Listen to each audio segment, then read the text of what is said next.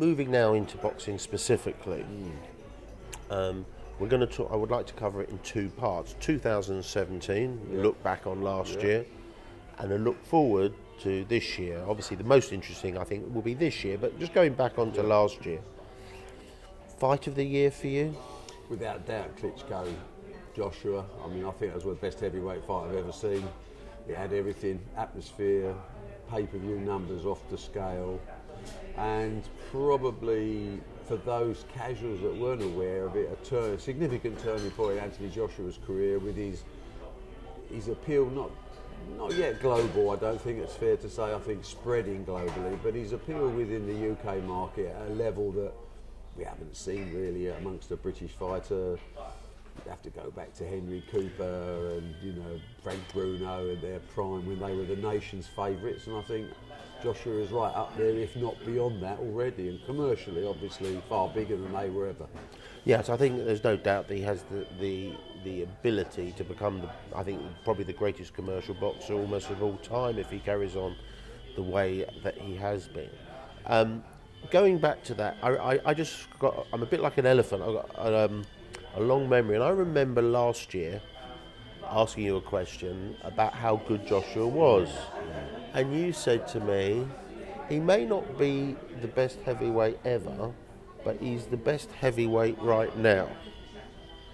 That may not be the exact words, but that was paraphrasing it. Do you still stand by that? Yeah, I think Joshua is already a world-class, legendary champion, but the frightening thing is the potential he still has to improve. I mean, people suddenly often forget that Joshua's had 20 fights. In the world of heavyweight boxing, this is, without a massive amateur career, he's still learning the job.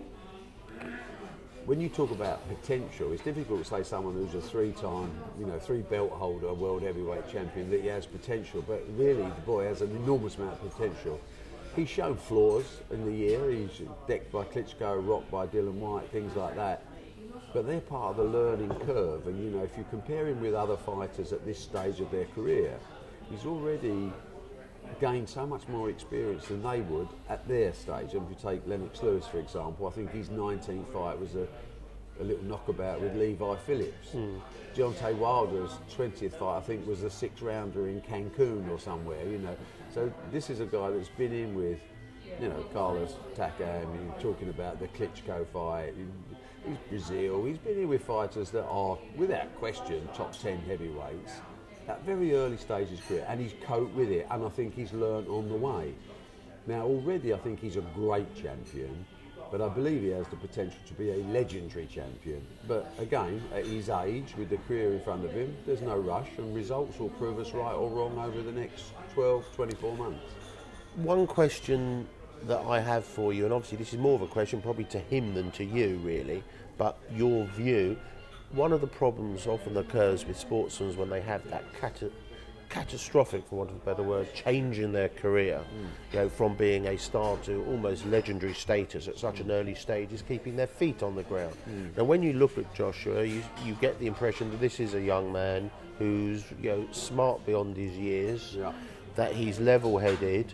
Do you think he can? I think it was Amir Khan once said, actually, which was a bizarre. Oh no, sorry, not Amir Khan. Nassim Hamid once said was when you wake up every morning in cotton sheets and you've got your Ford Focus outside, it's very easy to motivate yourself to get up, do your running and doing your work.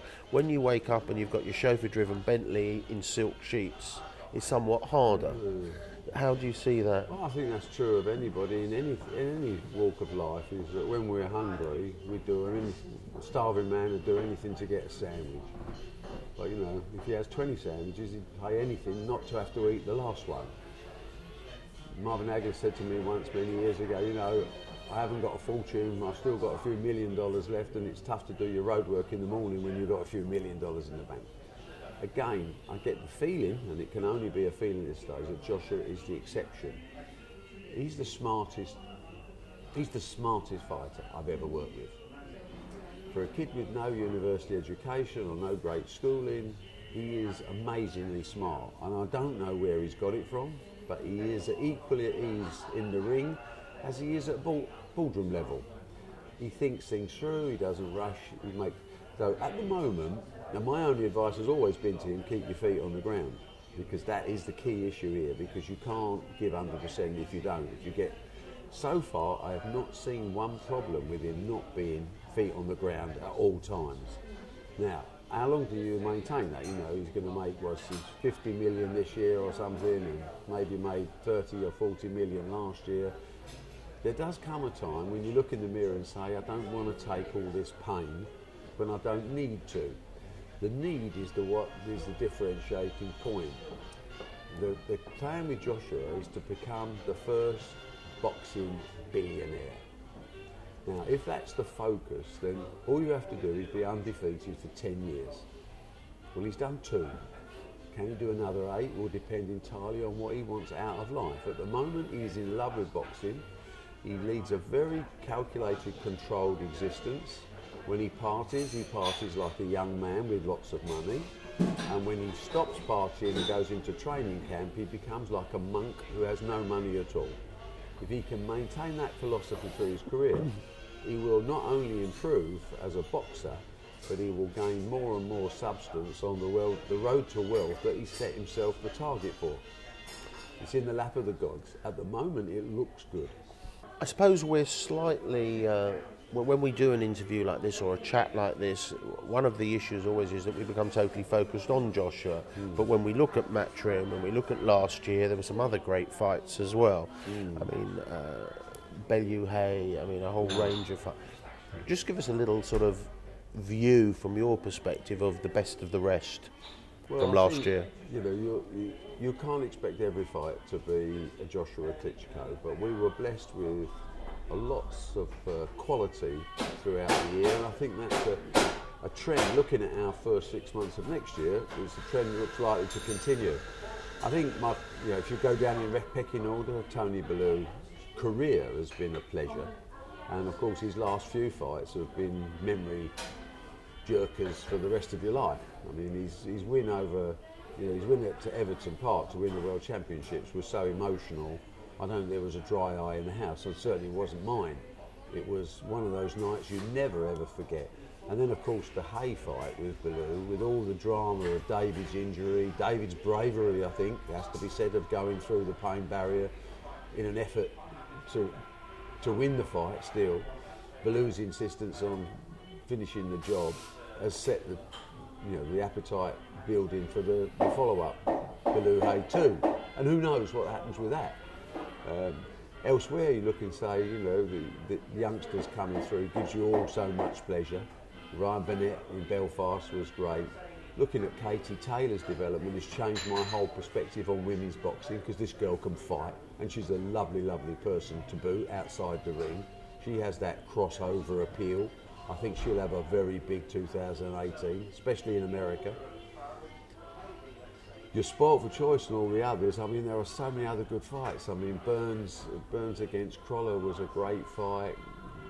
Croller and Campbell finding out that Linares can really fight was fascinating for boxing viewers. Disappointment of Eggington losing his European title and then moving up to 154 has opened a new door for him. I mean, the stories go on, and I'm bound to forget some of them at my age, and there's too many names. The McDonnell brothers have had a decent year. Looking at Callum Smith in the World Boxing Series. I mean, looking at the World Boxing Series as such has been fascinating. Not necessarily the best financial model for them, but at the same time for boxing fans, Groves Eubank coming up this year is a great fight. And certainly one I wouldn't want to miss. Yeah, funny you mention that fight, because just watching as an outsider, that's sort of one of the best of the rest, isn't it? I mean, it's a cracking fight. I think there are some good. I mean, not all good fights will be on Matchroom Sport and on Sky. I mean, you can be the biggest boxing promoter in the world, and we will be, and we're close now. But it doesn't mean to say you've got a monopoly of fights, because there's so many good fighters.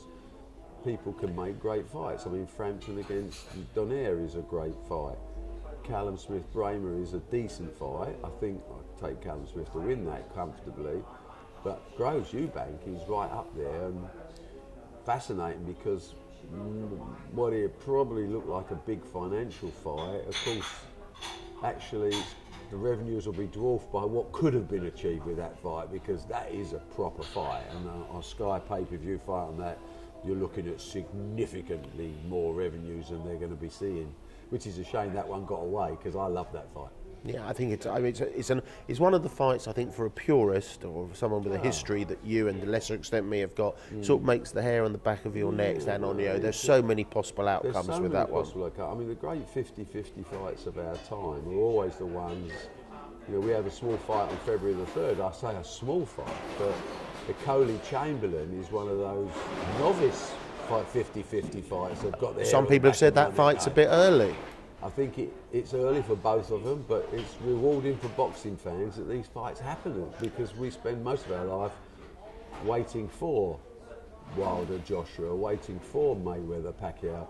They do eventually come along. This has come along early, but at a time when the loser hasn't got as much to lose and the winner goes to the next level. Fascinating fight and a real 50-50.